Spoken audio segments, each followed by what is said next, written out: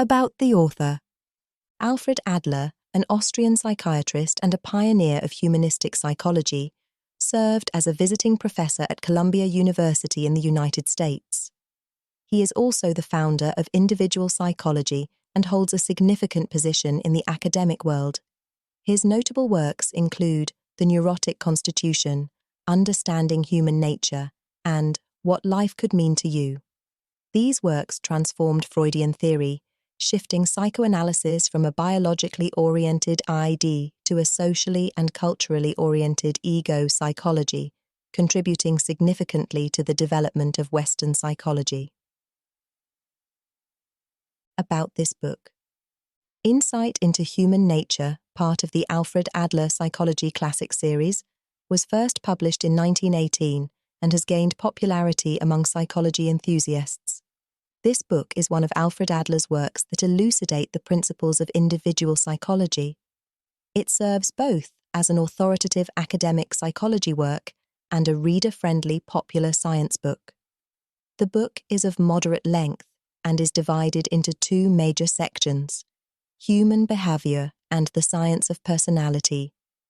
It contains numerous real-life cases that make the author's psychological theories clear and comprehensible, akin to storytelling.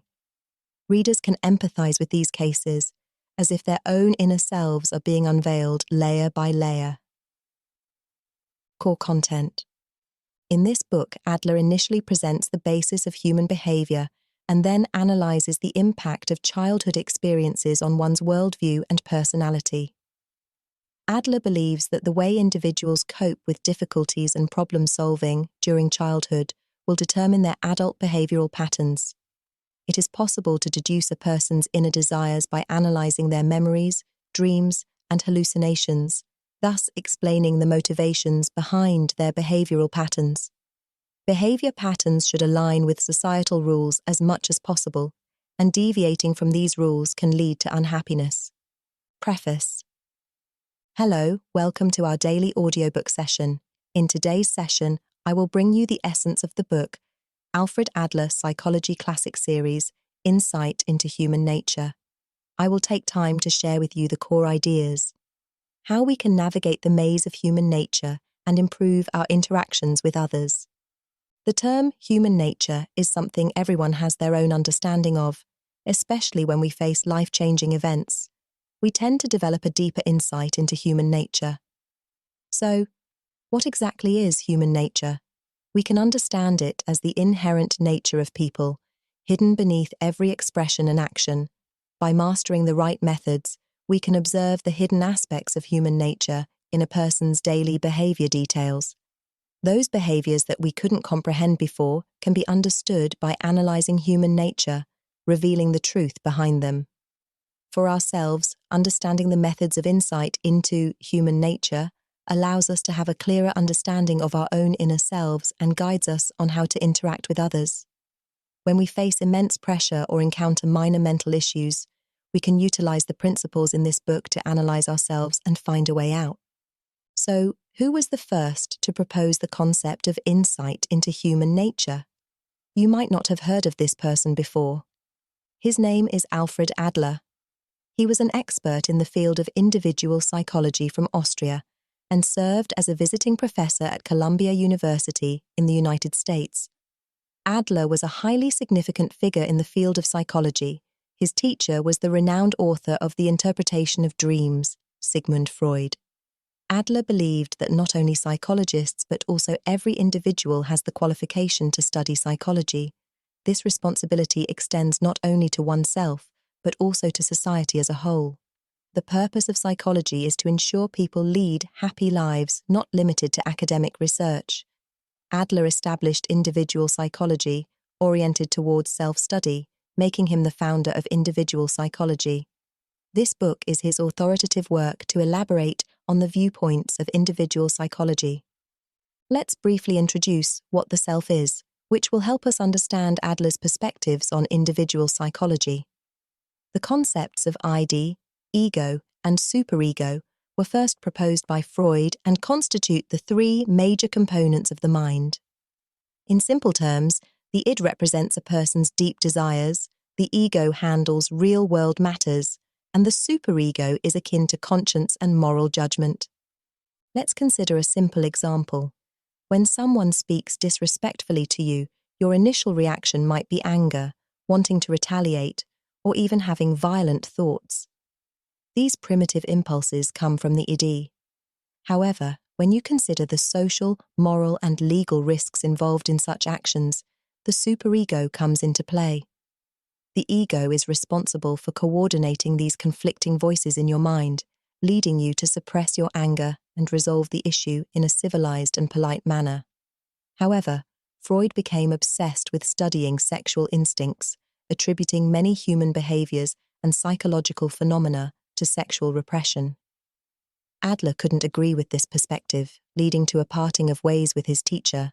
Adler started to emphasize human social consciousness, leaning towards taking psychology out of research institutions to help each individual in society.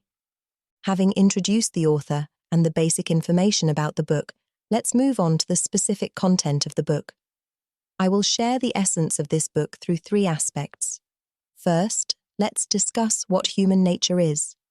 The second aspect is why habitual behaviors are the key to insight into human nature.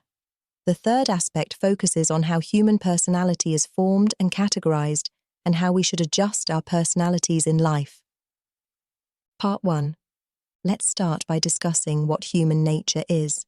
Many people tend to equate human nature with a person's personality, but this understanding is not correct. Alfred Adler believed that human nature is about a person's desires, and different desires govern a person's various behaviors, while a person's personality is a composite of their habitual behaviors. For example, let's consider the act of working. We work diligently to earn money. This is our behavior, but why do we engage in this behavior? On the surface, it's to buy a house, a car, or to go on a vacation, aiming to make our lives more comfortable. However, beneath these actions, we seek to achieve greater happiness and a sense of superiority over others. This hidden motivation behind buying a house and a car can be referred to as a person's desires, or in other words, human nature. Understanding a person's desires is essentially the process of gaining insight into human nature. In the field of psychology, desires are divided into surface desires and fundamental desires. Surface desires often provide simple explanations for behavior, while the most fundamental desires behind the behavior can truly be considered human nature. Let me illustrate this with a psychological case. A young man sought help from a psychologist due to his emotional problems. This man was good-looking, had a caring personality, a decent job, and was quite popular with women. He seemed to have no trouble with income or finding a girlfriend, so he should have been leading a happy life. However, he expressed to the psychologist that he was living in profound agony. In his love life, he constantly changed girlfriends. Even when he was deeply in love with one woman, he couldn't resist seeking other relationships. Whenever the opportunity arose, he would establish romantic connections with other women, leading to a complex and exhausting romantic life. Through careful communication with the psychologist, this patient revealed that finding a girlfriend was just his surface desire. In his childhood, he had been locked up alone at home by his family, which had left a deep psychological scar. This experience made him feel abandoned, and to escape that feeling, he constantly needed to prove his worth and value to others. So, behind his surface desire of finding a girlfriend, his fundamental desires were to prove his existence to others and to be needed by others. These deep-rooted desires hidden in his psyche represent what we call human nature. Only through detailed communication and understanding of the subtle aspects of a person's behavior can we gain insight into the true motivations behind their actions. Now that we understand what human nature is, some may ask, do we have to delve into people's childhood and personal history, like psychologists do, to truly understand a person's human nature? Certainly not. According to the author, habitual behaviors are the key to gaining insight into human nature. Through a person's habitual behaviors, we can gain a clear understanding of their fundamental desires. Next, I will explain how habitual behaviors can unlock insight into human nature. Part 2. Since we're discussing the study of people's habitual behaviors, we first need to understand what habitual behaviors are. Habits are behaviors that, initially, are choices we consciously make. Over time, we stop thinking about them and they continue automatically. In other words, they become natural responses of our nervous system. Once habits are well established, our brain enters an energy-saving mode. The brain no longer actively participates in decision-making processes for the same issues unless you deliberately challenge a habit or become aware of the existence of new habits. Alfred Adler, however, offered a different definition for habitual behavior. He believed that a person's habitual behaviors are the ways, or methods, they adopt to fulfill their fundamental desires. Therefore, to understand a person's human nature, we can start by examining their habitual behaviors. To help you better understand how habitual behaviors reflect fundamental desires, let's explore another case. A female patient shared with her psychologist that she frequently had dreams about murder and often experienced hallucinations of being killed. These dreams and hallucinations were significantly affecting her life and making her feel exhausted. To most people, this might seem like a result of stress, and some might even consider it an ominous omen. However, after careful questioning, the psychologist discovered that whenever this female patient had such hallucinations or dreams, her parents, who lived in another city, would call and comfort her or even rush over to visit her. The psychologist realized that this female patient was experiencing those dreams and hallucinations in order to receive her parents' attention. In her subconscious mind, dreaming of being killed meant that she would receive care and attention from her parents. In this case, having these dreams and hallucinations is a habitual behavior of this woman, and the underlying motivation is her desire for attention and care, which is her fundamental desire. Although in the previous case, it may seem simple to analyze a person's fundamental desires, in real life, people's habitual behaviors are often much more complex.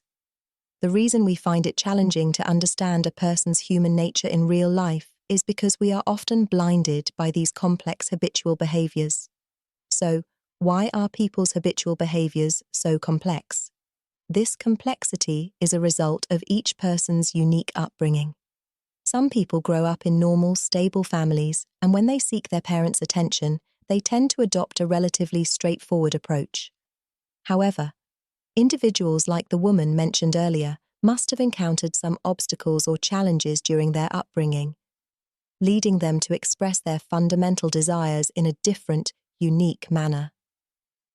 So, how can we discover a person's fundamental desires within these complex habitual behaviors? According to Adler, one approach is to try to recall childhood memories. By reminiscing about childhood, we can analyze a person's fundamental desires because, for children, their habitual behaviors are often more straightforward. For example, when a child wants their mother to hold them, they simply reach out and embrace her, or when they seek attention from their parents, they might openly express their needs or cry. These behaviors are much simpler than the complex behaviors of adults. Having covered these two key points, what human nature is and how habitual behaviors reflect human nature, let's summarize briefly. First, human nature refers to a person's fundamental desires, the motivations behind their actions. Second, habitual behaviors serve as a key to understanding fundamental desires. We can gather information about someone, like the psychologist in the previous case, and analyze their fundamental desires. Here, it's important to emphasize that such an analysis must not detach itself from an individual's upbringing. To make an objective analysis, it is essential to have a comprehensive understanding of a person's upbringing environment. Often, we tend to judge others from our own perspective, using our own value standards, and this can result in less objective conclusions. Now that we understand how habitual behaviors are linked to fundamental desires, we can explore how to use this knowledge. What is the purpose of gaining insight into human nature? This leads us to the topic of personality. Personality is the characteristic set of behaviors, principles, and traits that govern a person's actions. The aim of gaining insight into human nature is to adjust one's own personality, aligning it with societal norms. Therefore, in the next part of our discussion, I will focus on how human personality is formed and classified, as well as how we should go about regulating our own personalities in our daily lives. Part 3. In our daily lives, we often talk about the concept of personality. Whether it's during job interviews or meeting potential partners through matchmaking, we analyze someone's personality based on their words and actions. Through this series of personality analysis, we decide how that person will leave an impression on us. But what exactly is personality? Personality is a set of habitual behavioral patterns. Knowing what kind of personality someone has can help us anticipate how they will treat their friends and deal with difficulties. Before delving deeper into personality, let's first look at how it is formed. Personality development is influenced by complex factors, including one's upbringing and social experiences. Everyone has similar goals for their personality, but the paths to achieve those goals vary. For example, all children have a sense of vanity. Whether we glorify this vanity as grand goals and aspirations or not, we cannot deny its existence. How do children satisfy their vanity? The most direct way for children is to show off toys they don't have in front of their peers. For children from wealthier families, rare toys are easily obtained, while children from less privileged backgrounds find it more challenging. In such situations, children from less privileged families may struggle to satisfy their vanity. They might need to console themselves with various reasons, telling themselves that the toy isn't really that much fun, or that they can obtain it through future efforts. Through different experiences like these, two distinct attitudes towards dealing with situations will emerge, leading to the development of two different personality types. It's easy to observe that children from more affluent families tend to be more self-confident and prefer a straightforward approach when completing tasks. This is because they can easily satisfy their vanity without taking detours. On the other hand, children from average families may appear less self-assured and are more inclined to think through their actions. Now, let's look at the classification of personality. Alfred Adler categorized personality into two types: social-oriented and self-centered. Social-oriented individuals are generally optimistic, non-aggressive, and make helping others their lifelong goal. They fulfill their needs by assisting others, often neglecting their personal desires and demands. On the other hand, self-centered individuals tend to be more aggressive, driven by strong vanity, and exhibit traits like jealousy, hatred, and greed.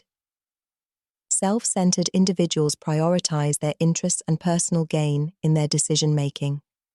According to Adler, there are no purely self-centered or purely social-oriented individuals. Everyone seeks a balance between the two.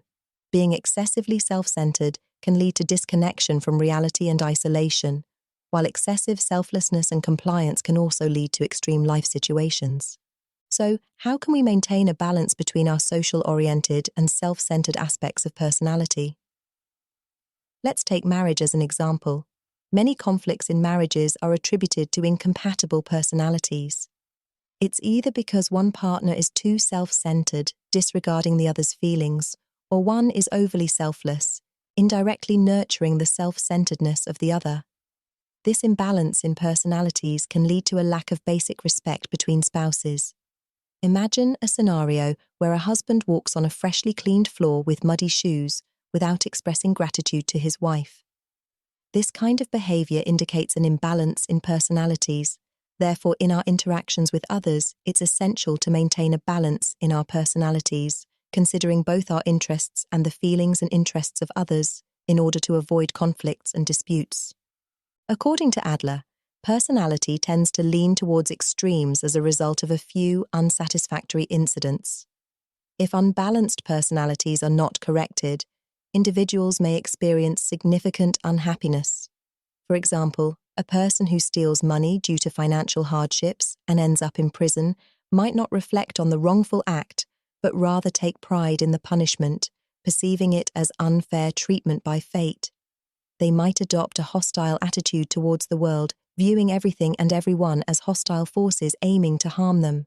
Such individuals may isolate themselves, becoming increasingly self-centered and unwilling to interact with others. This isolation can lead to greater misery. Victor Hugo's character, Jean Valjean, from Les Misérables, who ends up in prison for theft, is an example of how an unbalanced personality can lead to a distorted worldview. Given the harm unbalanced personalities can cause, how can we manage the relationship between our social-oriented and self-centered traits? Adler believed that a person's emotional fluctuations directly reflect the direction of their personality. In other words, we can determine someone's personality by observing the emotions they express. For example, a person who isolates themselves and displays a hostile attitude towards the outside world is likely to exhibit emotions such as anger, impatience, and cruelty. To balance our own personalities, we must learn some fundamental techniques and methods for managing our emotions. Let's take anger as an example. Think about the situations in which you are most likely to get angry in your daily life. For instance, when you tell your child to turn off the TV after dinner, but they not only refuse but also increase the volume, you might feel anger. But how does this anger develop? It's because your goal of getting your child to turn off the TV hasn't been achieved, and you don't have an alternative solution. Thus, your anger stems from a sense of powerlessness and inferiority, the feeling that you cannot make your child listen, and the only way to express your dissatisfaction is through anger. Similar to anger, feelings of impatience and cruelty also arise from a sense of powerlessness and inferiority. In the example mentioned, the inability to make your child comply with a simple request can lead to feelings of impatience and cruelty.